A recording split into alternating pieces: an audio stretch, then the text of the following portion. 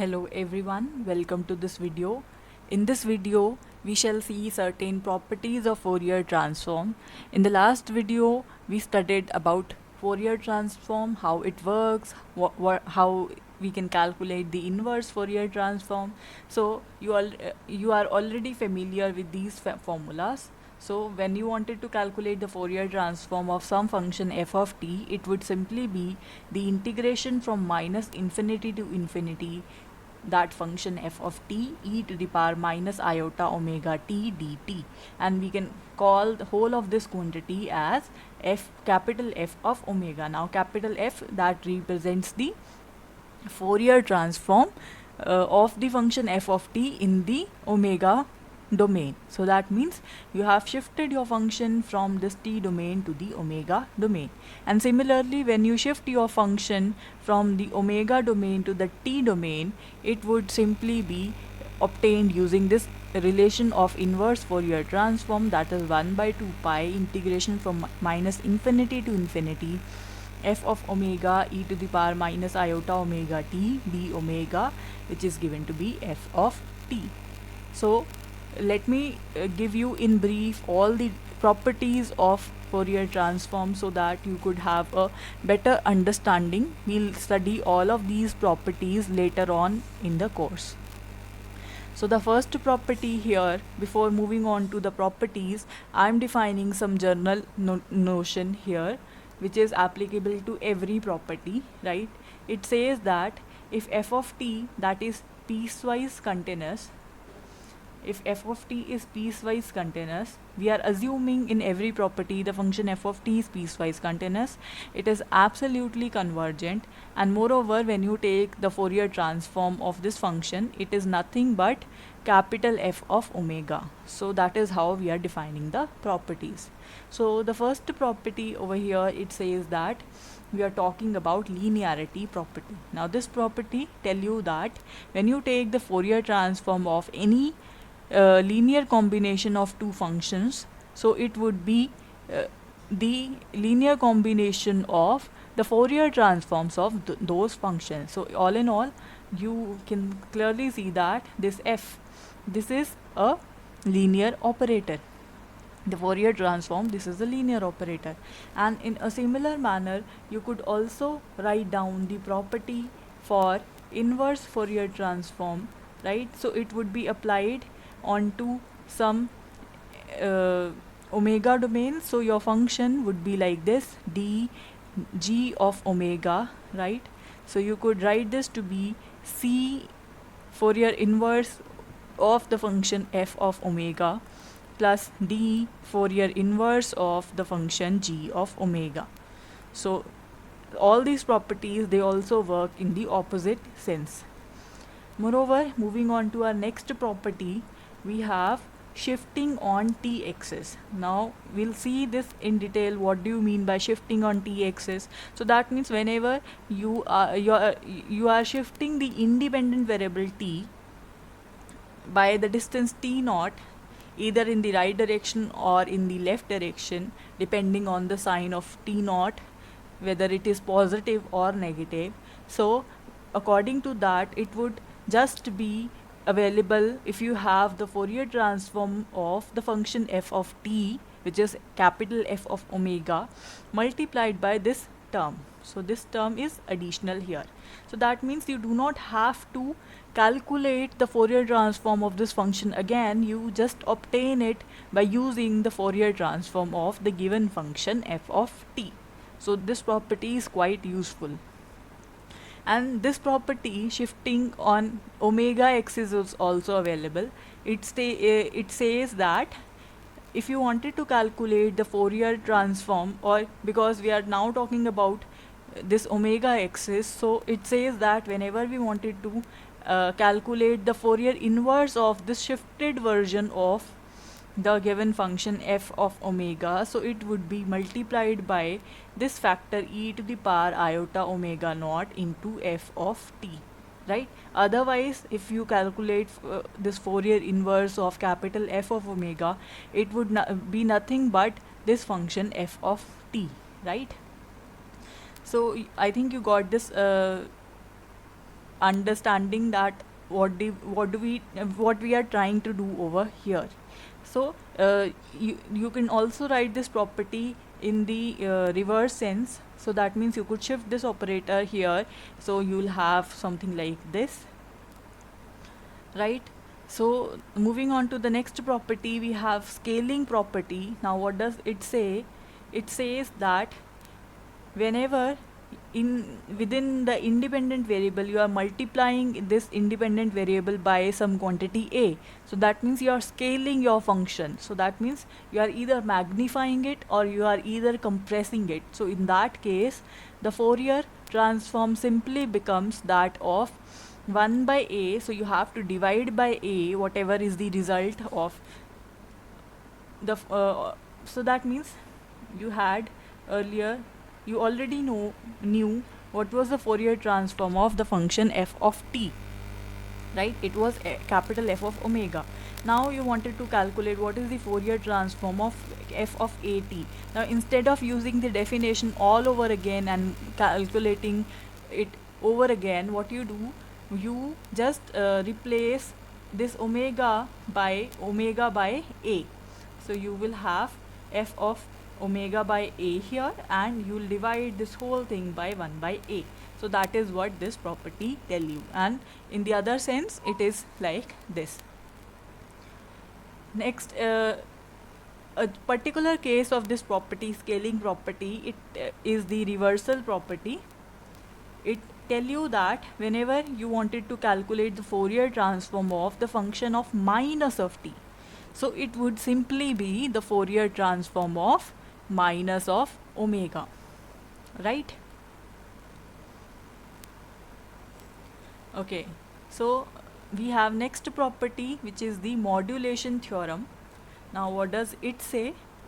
The modulation theorem, it says that whenever you are modulating, that means whenever you are multiplying either by the cos term or by the sine term, your function would be changed like this. So that means you do not have to calculate this whole thing again. What you do, whatever is the Fourier transform of this function f of t, which was f of omega, you just do manipulations into this function. So what you do, first time you add omega naught here, then you subtract omega naught here, then you add omega naught here, subtract omega naught here, take the sum and divide by 2, take the difference, divide by 2 and multiply by iota. You'll see that in the later videos how do we obtain this particular quantity. Our next property is the symmetry property, which is also known as duality property.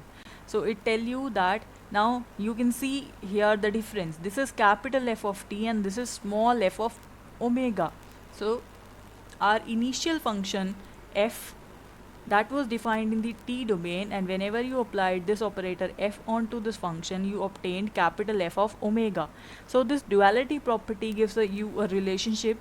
That means whenever you are trying to have to solve this function in the t domain, so what is the Fourier transform of this particular function in t domain? It would be 2 pi times the this small f function when you have minus omega in place of t. So this is the symmetry property. Next we can also calculate the Fourier transform of derivatives of some functions. So for that we need to define certain conditions. First of all, we'll see what is the differentiation of with respect to t. So the differentiation, suppose we are given f of t function, so its differentiation nth derivative would be defined like this. So what are the conditions that are required here? We are saying f, the kth derivative of f should be piecewise continuous on the given interval, and moreover it should be absolutely convergent. So that means whenever you are defining something like this, you should have all the derivatives up to this nth order as the piecewise continuous and absolutely convergent derivatives. And so if that is true, then we can apply this Fourier transform onto the derivative of this function. So it would be iota omega raised to power n, whatever is the order of derivative that is same as this power into f of omega. Now what is this capital F of omega? This was nothing but the Fourier transform of the function f of t, right? So you can see that whenever you have this nth derivative over here, so we are multiplying omega n times here in addition to iota. And in a similar sense, you can also write this property with respect to whenever you are having differentiation with respect to omega. So whenever you are having differentiation with respect to omega, that means this function is differentiated n times. So this quantity becomes equal to the Fourier transform of the function f of t multiplied by t to the power n. Now you could also see this property in the sense that whenever you multiply some function by t to the power n, what you get here, you get the nth derivative of the given function capital F of omega, right? So this is the another property that we have. So from this differentiation property we got two results which are quite useful. So we can also define this result in the reverse sense. We could also define this result in the reverse sense. So you have Fourier inverse of, so you could shift this operator here, so it would be like this: Fourier inverse of this function is equal to, you could shift this iota to this side, so it would be minus iota raised to power n t to the power n f of t, right? So this is the differentiation property. So we have generalized this property. So what if I wanted to calculate the Fourier transform of the first derivative of the function t? So according to this formula, it would be iota omega raised to power 1 into f of omega.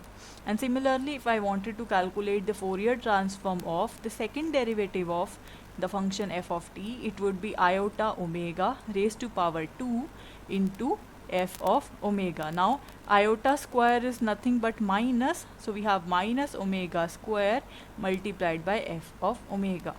So this is our result, right? Similarly, you could calculate any order Fourier transform of derivative of any order.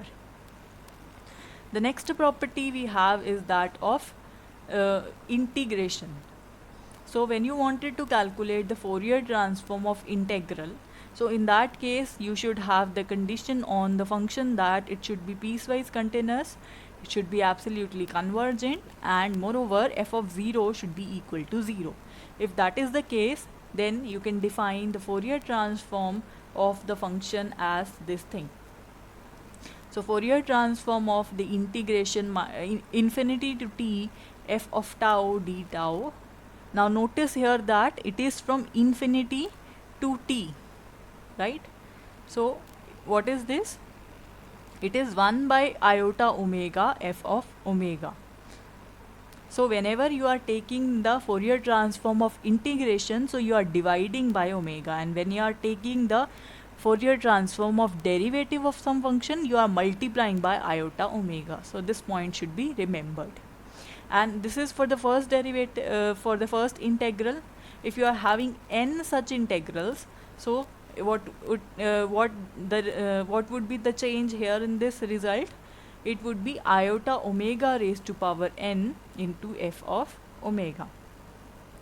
Next we have with us the convolution property. Now convolution is very important in electrical engineering applications when you have different signals and you wanted to merge different signals, or you wanted to separate different signals. In those situations you are required to perform this convolution operation.